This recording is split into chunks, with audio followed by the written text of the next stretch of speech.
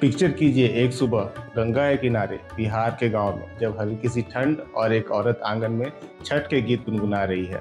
बच्चा उसकी आवाज पे उठकर मुस्कुराता है। दूर से कोई बाबूजी खेतों में हल चला रहे हैं और साथ साथ में बज रहा है एक पुराना रेडियो, वही पीतल वाला जो सिर्फ एक सुर पे अटक जाता है।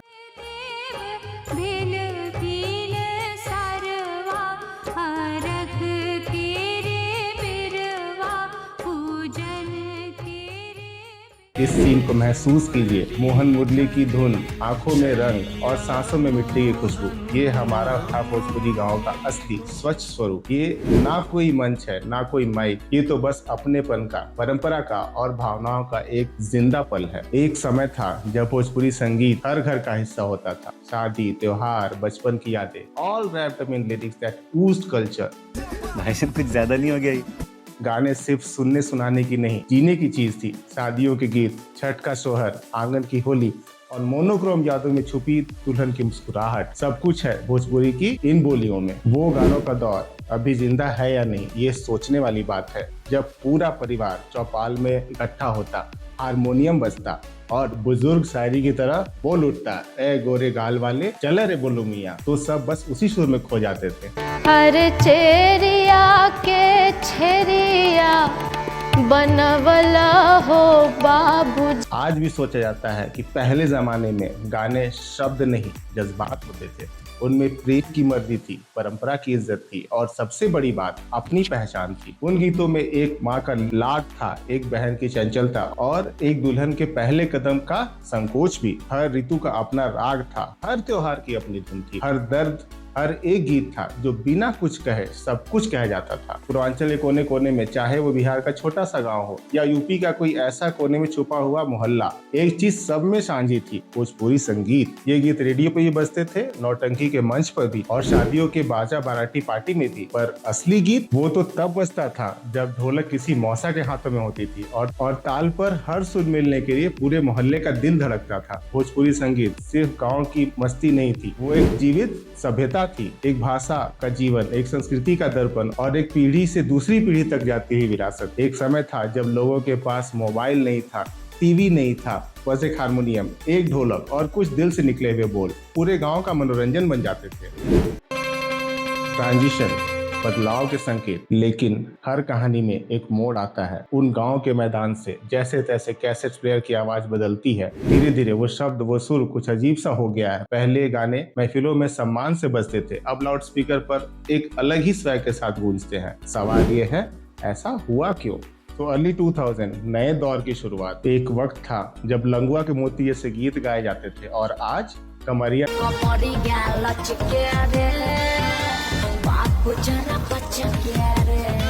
लचके रे जैसे लिरिक्स वायरल होते हैं। क्या बदल गया भोजपुरी संगीत? जब कभी माँ की गोद से निकलता था, आज बाजार के स्टेज पर नाच रहे हैं। ये सिर्फ कला का परिवर्तन नहीं है, ये एक सामाजिक गिरावट का प्रदर्शन है। पर सवाल उठता है, ऐसा क्यों हुआ? ले जाइए नए हिट गाने अभी ले जाइए।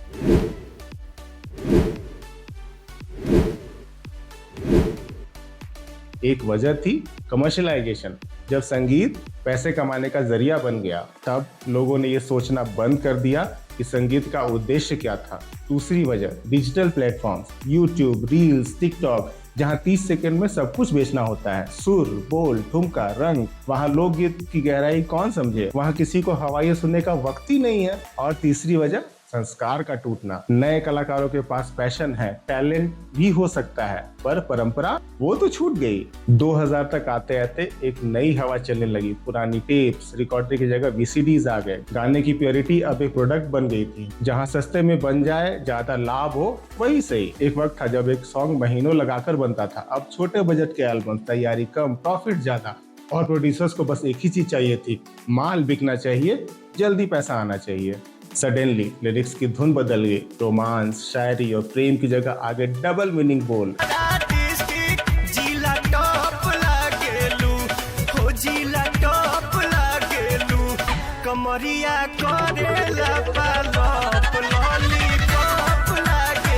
नाच गाना में बोल्डनेस, एक नयापन जो पहले सिर्फ शहरों या किसी दूसरे इंडस्ट्री का हिस्सा लगता था। वुमेन की इमेजरी भी एकदम ग्लैमर सेंट्रिक हो गई।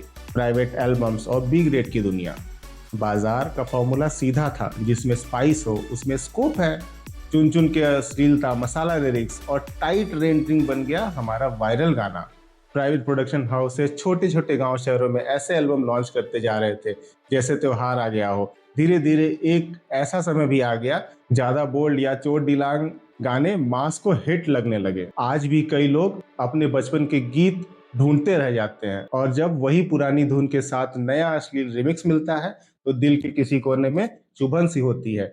एक समय था जब भोजपुरी गीत सुनते आंख नम हो जाती थी, और आज वही गीत देखकर आंखें चुरानी पड़ जाती है। लोग कहते हैं ये तो हमार भोजपुरी की बेइज्जती है, और सच कहूं तो कुछ हद तक ये बात सही भी है। मुझे याद है एक समय था जब रात भर के जागरण में लोग सोहर, चौपाल या बिरहा गाते थे। 8 बजे की VCD लग जाती है और लोग नाचते रहते हैं भेड़ चाल में, जैसे वाह किसी चक्कर में है। धीरे धीरे अपना मेन स्ट्रीम भी बोल्ड हो गया।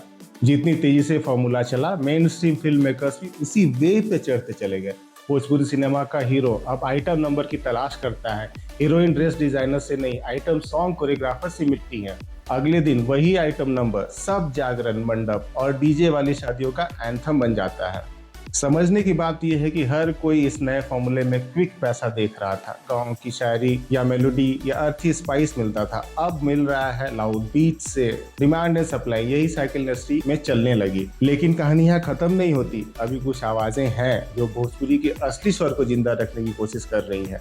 नए कलाकार हैं जो फोक और फ्यूजन के माध्यम से परंपरा को नए रूप में ला रहे हैं। कुछ लोग आर्काइव बना रहे हैं, कुछ स्कूलों में लोकगीत की वर्कशॉप कर रहे हैं, यानी अंधेरे के बीच में भी कुछ दिए हैं जो अभी बुझे नहीं हैं। भोजपुरी सॉन्ग्स में सोशल मिरर, संगीत का सबसे बड़ा प्रभाव समाज पे पड़ता है। जब विलेजर्स स्क्वायर से पहले काहे तोरे सजनी बजता था, आज अश्लील ट्रैक के नाम सुनते ही अनकंफर्टेबल हो जाते हैं या फिर बेपरवाह होकर ही नाच लेते हैं। एक समय था भोजपुरी फेस्टिवल्स फैमिली अफेयर्स के होते थे, सब जनरेशन के साथ, एक सुर, एक संस्कार। अब लोग अक्सर गाने से किनारा कर लेते हैं या फिर बस बीट्स चलने तक ही टॉलरेट कर लेते हैं। मीडिया और अर्बन स्पेसेस में भी भोजपुरी म्यूजिक का जिस इमेज से इंट्रोडक्शन हुआ है वो मोस्टली चीप, वल्गर या मैसी लगने लगा है। कहीं लोग समझ बैठे थे कि इस लैंग्वेज की पहचान अब सिर्फ बोल्डनेस ही बच गई है। पुराने गानों की जगह नए गानों ने एक ऐसा स्टीरियोटाइप थोप दिया कि रूरल टेस्ट में शायद कल्चरल एलिगेंस नहीं, सिर्फ फ्लर्टिंग एंटरटेनमेंट है। सबसे ज्यादा असर पड़ा है आज के यूथ पे, जहाँ हर फंक्शन, हर स्कूल ब्रेक और हर कॉलेज में मात्र व्यूज वाली प्लेलिस्ट बजती हो, तो ऑब्वियसली नया जनरेशन वो इसी को अपना स्टैंडर्ड मान लेगा। बात यहाँ तक आ गई है कि जेंडर रोल्स तक चेंज हो गए हैं। वुमेन की इज्जत, रिस्पेक्ट या म्यूचुअल लव की बात कम, फ्लैशी जेस्चर्स और कैजुअल मिसोगिनी डोमिनेट करने लगी है। अपना कल्चर सिर्फ लुक अलाइक ही नहीं, एसेंस और डेप्थ है। मुझे लगता है जब समाज ऐसे गानों को इग्नोर करता है या एक्सेप्ट करता है बिना सोचे, तो कल्चर अपने रूट्स से कटने लगती है। क्रिटिक्स, आर्टिस्ट और अंदर की जंग। भरोसा उस दिन टूट गया जब एक मेलोडी सिर्फ वायरल होने के लिए कॉम्प्रोमाइज होने लगी। क्रिटिक्स, फोक आर्टिस्ट और ट्विटर पे लोग गुस्से में बोलते थे ये तो हमारे भोजपुरी की बेइज्जती है। विंटेज आर्टिस्ट के लिए ज्यादा दुख की बात ये थी क्योंकि उन्होंने अपनी जिंदगी संगीत और संस्कार में लगा दी। वो कहते हैं एक शब्द लिखने से पहले 100 बार सोचते थे, गाने में बेहुदा बोल नहीं डाले जाते थे। यहाँ आंसू, नॉस्टैल्जिया और थोड़ा गुस्सा भी है, पर सबसे बड़ी बात है एक डीप लॉस ऑफ प्राइड है। दूसरी तरफ एक नई जनरेशन भी जोरदार है, वो जस्टिफाई करती है, अरे भैया पॉप कल्चर में क्या नहीं हो रहा है, रैप हिप हॉप में भी तो सब आ जाता है, पब्लिक की डिमांड है तो बनाना ही पड़ेगा। भोजपुरी को अगर खुद की पहचान चाहिए तो अपनी मिट्टी से जुड़कर भी नया क्रिएटिव कंटेंट लाया जा सकता है। तो अब सवाल ये नहीं है कि भोजपुरी गीत कहाँ चले गए, सवाल ये है क्या हम उन्हें वापस ला सकते हैं। हर भोजपुरी बोलने वाले व्यक्ति के पास एक जिम्मेदारी है, अपने बच्चों को शुद्ध भोजपुरी सिखाएं, उन्हें बताएं कि संगीत सिर्फ नाच गाना नहीं होता, संगीत संस्कार होता है। और आर्टिस्ट को समझना होगा सिर्फ व्यूज के पीछे भागना अपनी जमीन से जुड़े होने से बड़ा नहीं हो सकता। शुक्र है आज भी कुछ आर्टिस्ट मिशन पर लगे हैं, फोक में मॉडर्न फ्यूजन, लिरिक्स में संस्कार, मेलोडी में असलियत। अवार्ड्स, लाइक्स उनको कम मिलते हैं लेकिन वो अपना कोर नहीं छोड़ते। सुरक्षा सिर्फ बोलों की नहीं, भावनाओं की भी होनी चाहिए। ये सेंस किसी वीडियो में दिखता है, पर मासेस का सपोर्ट तभी आएगा जब पब्लिक सोच समझ के चूज करेगी। डिजिटल जमाना और होप की लहर।